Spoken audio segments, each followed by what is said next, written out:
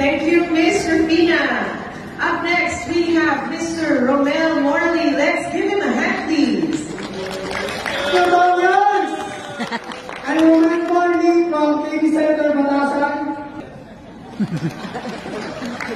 Okay, I want to take this opportunity na pasalamatan yung naging dahilan kung bakit ko nakilala si Atomy. My childhood friend, none other than Sharon Rose Master, Ma'am Cherry Hoson Alvaro.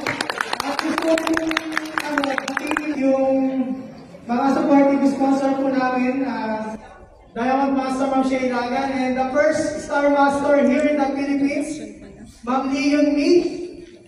Good morning is always greeting this type of business because good morning means new hope and new beginning. And I do believe na ang Atomy ay maaaring makapagbigay silbing panibagong pag-asa at pwede po natin gawin dito yung mga magagandang bagay at mga pangarap natin sa buhay. Do you agree about that? Yes! And ito na po, isi-share ko po sa inyo yung tatlong list of dreams ko po. Okay, kapag kumikita na po ng 80,000 per month in the year of 2026, I will give a love gift to Christian who shares the gospel of God, and I will donate to those who produce the Bible to help spread the word of God for everyone for free. And yung pangalawa po, currently I have given my parents a red brand new car, Mitsubishi Adventure, 10-seaters 2018 model. And when I earn 80,000 per month by the year of 2026, I will buy again my personal car again, a brand new car, Toyota Fortuner Legendary Green.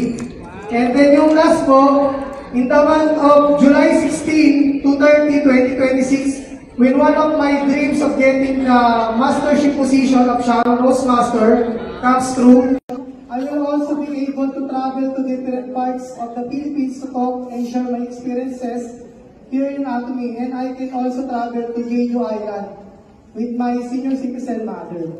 Yun po, gusto ko din pong i-confirmahin po sa inyo na hindi po 24 hours or overnight na ma-achieve mo yung dreams o success mo sa buhay. Ang kailangan po natin gawin ay yakapin yung proseso ng Atomy.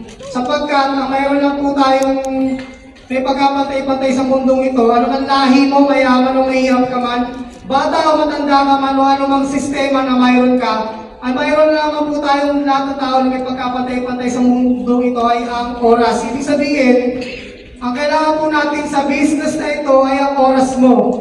Ilagay mo po yung tamang time and effort mo po sa business na ito, babaguhin nga yung buhay mo. Agree mo ba kayo na taon yan? At sa Atomy, magkakaroon po tayo ng balanseng buhay. Naniniwala po ba kayo doon? Dahil kung ano ba ngayon, ay hindi pa po iyan yung tunay na ikaw. Kaya, nakakamangha po, mga katomyans, tandaan niyo po yung bawat mukha na nandito sa SM Next Convention MOA. Bakit? Sabihin niyo po bakit? Kasi magugulat ka.